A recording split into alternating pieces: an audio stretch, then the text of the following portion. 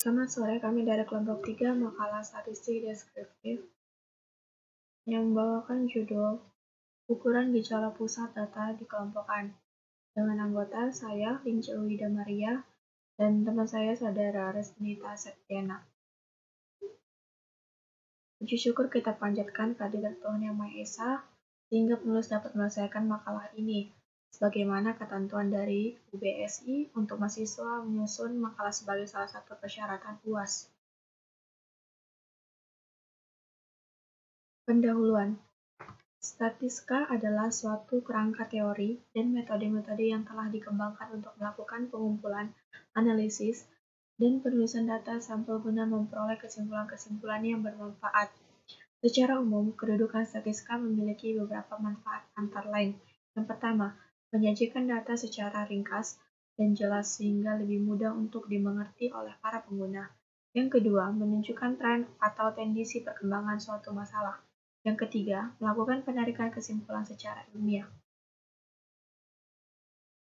Kedudukan ilmu statistika memiliki beberapa maksud, yaitu yang pertama, mengetahui secara perhitungan ukuran gejala pusat data dikelompokkan.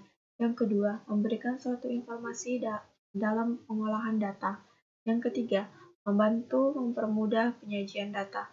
Yang keempat, memacu mahasiswa untuk dapat memahami pengumpulan, pengolahan, serta penganalisaan data, penarikan kesimpulan, serta pembuatan keputusan. Yang kelima, menambah wawasan menganalisa sebuah data berkelompok. Pengertian ukuran gejala pusat. Ukuran gejala pusat dapat disebut juga dengan nilai sentral atau nilai tendensi pusat. Nilai sentral adalah nilai dalam suatu rangkaian data yang dapat mewakili rangkaian data tersebut. Ada beberapa syarat agar suatu nilai dapat dikatakan sebagai nilai sentral, yaitu yang pertama, nilai sentral harus dapat mewakili rangkaian data. Yang kedua, perhitungannya harus didasarkan pada seluruh data. Yang ketiga, perhitungannya harus mudah. Dan yang keempat, dalam suatu rangkaian data hanya ada satu nilai sentral. Pengertian data dikelompokkan. Data yang dikelompokkan adalah data yang sudah disusun ke dalam sebuah distribusi frekuensi, sehingga data tersebut mempunyai interval kelas yang jelas dan mempunyai titik tengah kelas. Di sini juga kita akan bahas macam-macam ukuran gejala pusat. Untuk yang pertama, rata-rata hitung atau mean. Istilah mean dikenal dengan sebutan angka rata-rata. Nilai rata-rata hitung atau mean adalah total dari semua data yang diperoleh dari jumlah seluruh nilai data dibagi dengan jumlah frekuensi yang ada. Rumusnya dapat kita lihat, yaitu mean sama dengan frekuensi 1 titik tengah 1 per frekuensi 1 sama dengan frekuensi 1 titik tengah 1 ditambah frekuensi 2 titik tengah 2 ditambah frekuensi 3 titik tengah 3 dan seterusnya. Per frekuensi 1 tambah frekuensi 2 ditambah frekuensi 3 dan seterusnya. Dan untuk yang kedua adalah median. Median merupakan sebuah nilai data yang berada di tengah-tengah dari rangkaian data yang telah tersusun secara teratur. Hasil median sama dengan hasil dari kuartil kedua. Rumusnya dapat kita lihat, yaitu median sama dengan tepi bawah kelas median ditambah jumlah frekuensi per 2 dikurang frekuensi kumulatif per frekuensi kelas median dan dikali dengan interval kelas median. Dan untuk yang ketiga, yaitu modus. Modus merupakan nilai data yang memiliki frekuensi terbesar atau nilai data yang paling sering muncul. Rumusnya dapat kita lihat, yaitu modus sama dengan tepi bawah kelas modus ditambah dengan selisih antara frekuensi kelas sebelum modus per selisih antara frekuensi kelas sebelum modus ditambah selisih antara frekuensi kelas sesudah modus dikali dengan interval kelas modus. Sekarang ini kita akan bahas macam-macam ukuran gejala pusat, yaitu yang pertama kuartil. Pada prinsipnya, pengertian kuartil sama dengan median. Perbedaannya hanya terletak pada banyaknya pembagian kelompok data. Median membagi kelompok data atas 2 bagian, sedangkan kuartil membagi kelompok data atas 4 bagian yang sama besar, sehingga akan dapat 3 kuartil, yaitu kuartil ke-1, kuartil kedua, dan kuartil ketiga, di mana kuartil kedua sama dengan median. Rumusnya dapat kita lihat, Q1 sama dengan LQ tambah IN per 4 dikurang dengan frekuensi kumulatif per Fq dikali dengan interval kelas median. Untuk yang selanjutnya yaitu desil. Desil adalah suatu rangkaian data yang membagi suatu distribusi menjadi 10 bagian yang sama besar. Rumusnya dapat kita lihat itu D1 sama dengan LD tambah N per 10 dikurang frekuensi kumulatif per Fd kali dengan interval kelas median. Dan yang selanjutnya yaitu persentil. Persentil adalah ukuran letak yang membagi suatu distribusi menjadi 100 bagian yang sama besar. Rumusnya dapat kita lihat yaitu persentil sama dengan tepi bawah kelas ditambah dengan IN per 100 dikurang dengan frekuensi kumulatif per Fp dikali dengan interval kelas median. Contoh kasus tabel data nilai mahasiswa dapat kita lihat nilai dan frekuensinya 98, 88, 86, 78 untuk nilainya, frekuensi 5, 5, 2, 4, 5, 3, 1, dan seterusnya. Untuk yang selanjutnya dapat kita lihat yaitu contoh kasus data yang sudah dikelompokkan. Intervalnya 20 sampai 29, frekuensinya 2, nilai tengahnya 24,5, F-nya 49. Interval yang kedua yaitu 30 sampai 39, frekuensinya 3, nilai tengahnya 34,5 dan FM-nya 103 dan 5,5. Untuk yang ketiga dan seterusnya itu, dan frekuensinya hasilnya 50 dan FM itu 3215. Sekian dari saya dan ini akan dilanjutkan oleh Saudara Resnita. Terima kasih. Assalamualaikum warahmatullahi wabarakatuh. Dengan saya Resnita Septiana, saya akan menjelaskan pembahasan kasus tentang rata hitung atau min. Min adalah rata-rata hitung. Di sini sudah ada tabelnya.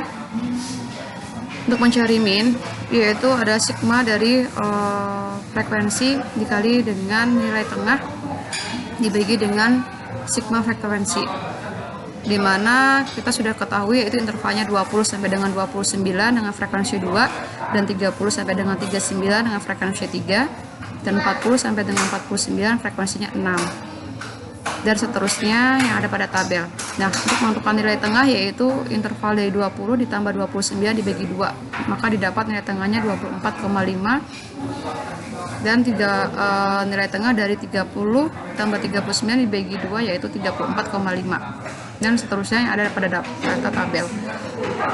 Ini ada menentukan nilai tengah dikalikan dengan frekuensi, yaitu ada 2 dikali 24,5 yaitu 49, kemudian frekuensi 3 dikali 34,5 yaitu 103,5, dengan frekuensi 6 dikalikan dengan 44,5 yaitu 267 dan seterusnya dengan total nilai frekuensi dikali dengan nilai tengah yaitu 3215.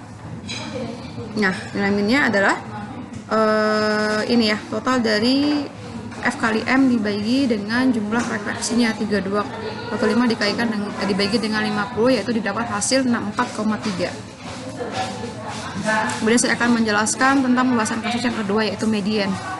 Median itu adalah nilai tengah. Di sini sudah ada tabelnya seperti tadi. Tabel dengan interval 20 sampai 29 dengan frekuensi 2 dan nilai tengahnya 24,5. Kita terus kemudian ini ada lagi 30 sampai 39 dengan frekuensi 3 yaitu dengan nilai tengah 34,5.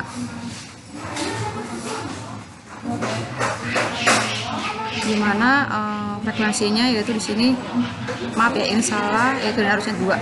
Frekuensinya 2, kemudian 5 ada didapat dari 2 tambah 5 yaitu 2 ditambah 3 yaitu 5. Dan kemudian frekuensi berikutnya adalah 5 ditambah 6, maka di sini dapat hasilnya 11.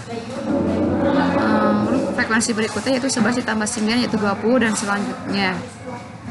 Nah, untuk mencari median nilai tengah yaitu sama dengan rumus MET sama dengan LM ditambah N per 2 dikurangi sigma F dibagi dengan frekuensi dengan F kali M dikalikan dengan C, di mana LM sendiri itu adalah nilai tepi bawah atas dan dengan N-nya adalah frekuensinya. Frekuensi para median maka dibagi 2. Dan ini adalah jumlah frekuensi, selisih frekuensi di atasnya, dari nilai frekuensi yang di atasnya. Maka didapat karena dengan ini itunya 50 dibagi 2 itu 25, maka kita data yang dipakai adalah di sini dengan tepi bawah intervalnya itu 60 dikurangi 0,5 yaitu 59,5. Dan frekuensinya yaitu nilai frekuensi di atasnya yaitu 20, karena tadi kita ambil di sini ada 25, maka frekuensi atasnya ada 20 dibagi dengan F kali M-nya. Ya, frekuensi dari data tadi yaitu adalah 10 terus dikali dengan C itu adalah interval kelas. Interval kelas itu di sini 10 didapat dari 29 dikurangi 20 yaitu selisih dari 20 ke 29. Nah, hasil dari median tersebut yaitu 64,5. Karena yang ketiga itu pembahasan kasus tentang modus. Modus itu adalah data yang sering muncul. Nah, dengan tabel yang sama, maka saya masukkan ke dalam rumus dengan rumus modus yaitu LMO. LMO itu adalah luas tepi bawah atas modus ditambah dengan D1. D1 itu adalah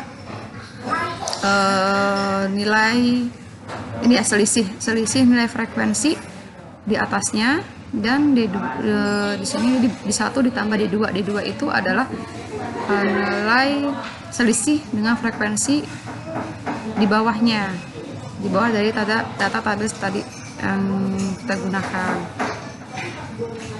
Nah, maka kita masukkan karena di sini intervalnya ada 60 dikurangi 0,5 yaitu 59,5 ditambah dengan ini selisihnya adalah 1 dibagi dengan 1 D1 dan D2 nya adalah 2 dikali dengan interval kelasnya itu 10, maka didapat hasil yaitu 62,8. Ini adalah pembahasan yang keempat yaitu tentang kuartil pertama atau kuartil bawah.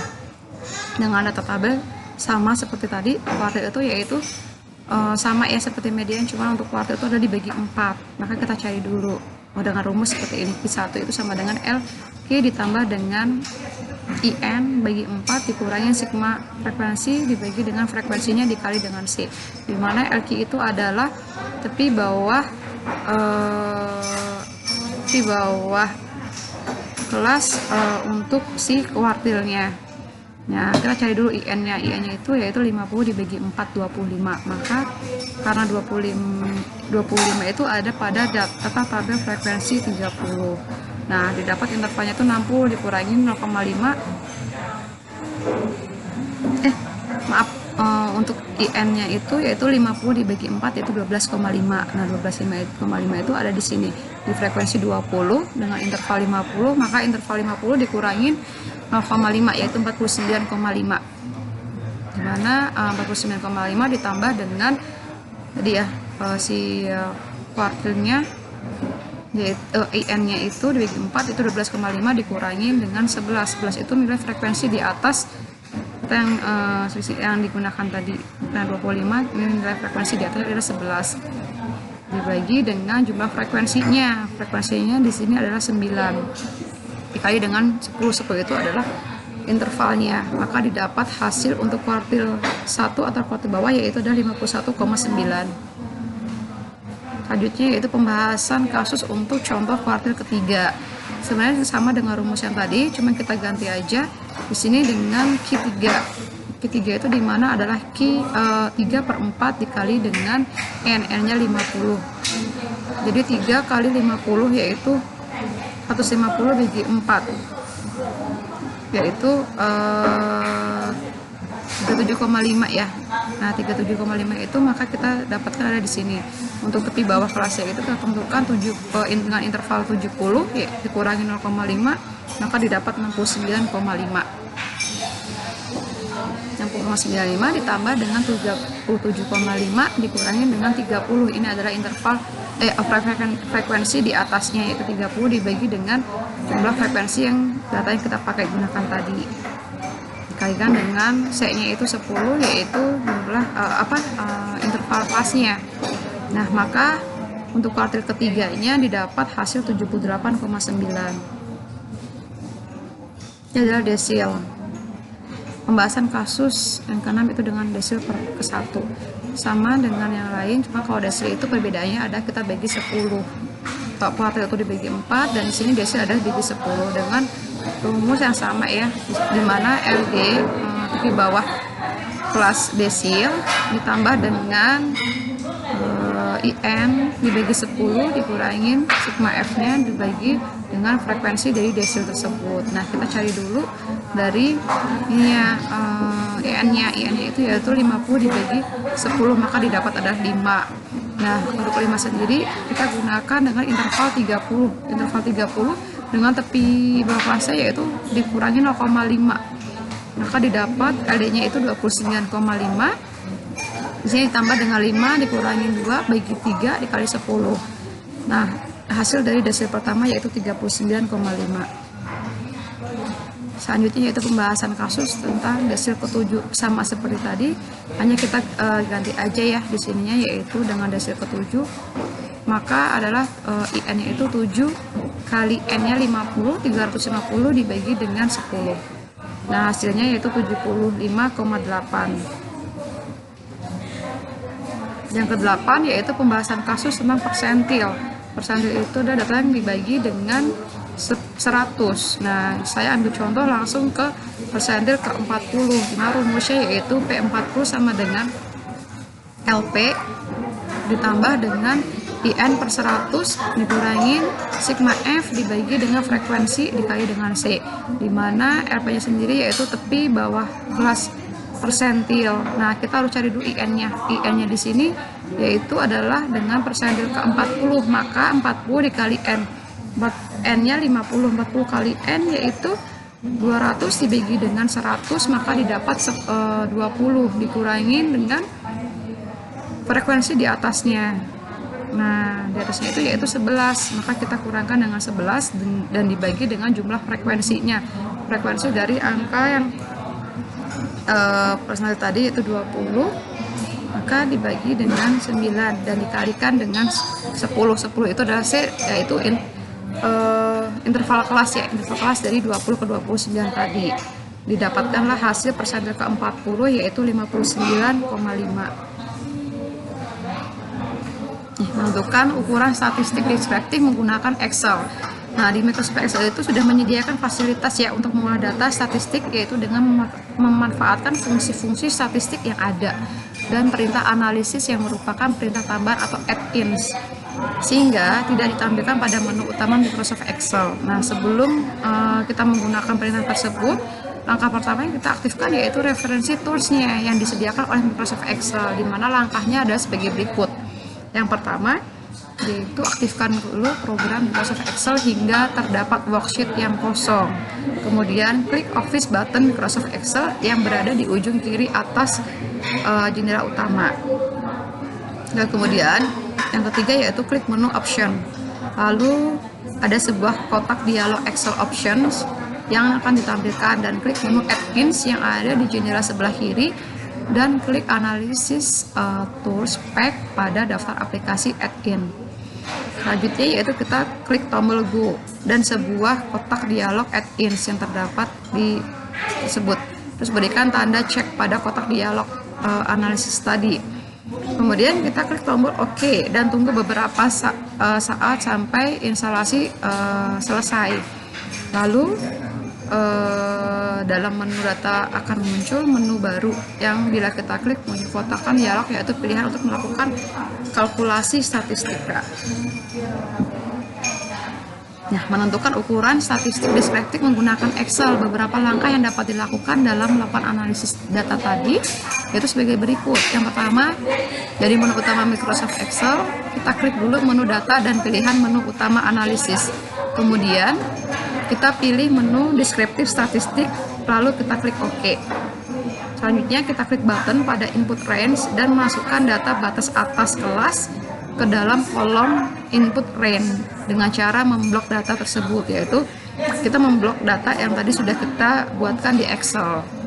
Lalu kita klik button output range yang terdapat pada kolom tersebut, kemudian arahkan pointer pada tempat yang kosong, terus pilih semari statistik dan klik OK. Nah, ini adalah hasil dari tadi ya, contoh yang menggunakan deskriptif menggunakan Excel. Namun di sini yang kita gunakan yaitu data tunggal, data yang tadi sudah sama kita buatkan. Ini data tunggalnya. Maka setelah rumusnya tadi yang saya arahkan kita klik di tempat yang kosong ini, maka langsung otomatis dia akan muncul hasilnya, yaitu ada hasil min, median, range, minimum atau maksimum. Itu sudah secara otomatis terdapat di situ. Demikian paparan dari kami kelompok 3. Terima kasih atas perhatiannya. Wassalamualaikum warahmatullahi wabarakatuh.